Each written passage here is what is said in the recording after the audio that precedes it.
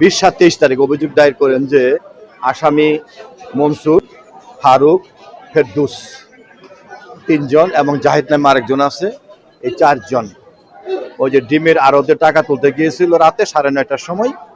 তখন আসামিরা তার স্বামীকে গাছের গুড়ির সাথে বাঁধা রাখে, পরে ভিকটিমকে অপহরণ করে নিয়ে যেয়ে কিছু দূরেই নিয়ে যাওয়ার পরে তিনজন আসামি সহ জাহিদ পালাক্রমে ভিকটিমকে কবিতা বেগমকে জোর করে দর্শন করে কবিতা বেগম নিজেই জামালপুর থানায় মোকদ্দমা দায়ের করে, মোকদ্দমার নাম্বার জামালপুর থানা মামলা নম্বর 57/20/2023 আর জিআর মোকদ্দমার নম্বর 615/23 দায়ের করা পরে তদন্তকারী কর্মকর্তা এই মোকদ্দমায় তদন্তে প্রাথমিক সত্যতা পাওয়ায় বিজ্ঞ আদালতে বিচারের জন্য চার্জশিট দাখিল করলো। গণধর্ষণের মোকদ্দমা ছিল নারী ও শিশু দমন আইনের 9-3 ধারা /7 ধারা মোতাবেক।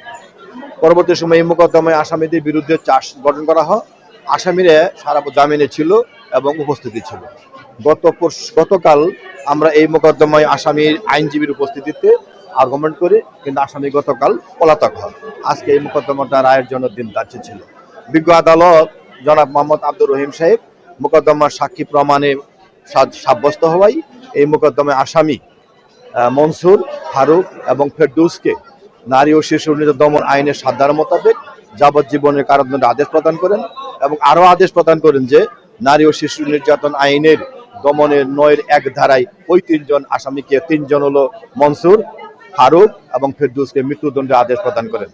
অপর আসামি শিশু থাকায় শিশু মোকদ্দমা ছিল 88/24, ওই মোকদ্দমায় জাহিদকে খালাস প্রদান করেন।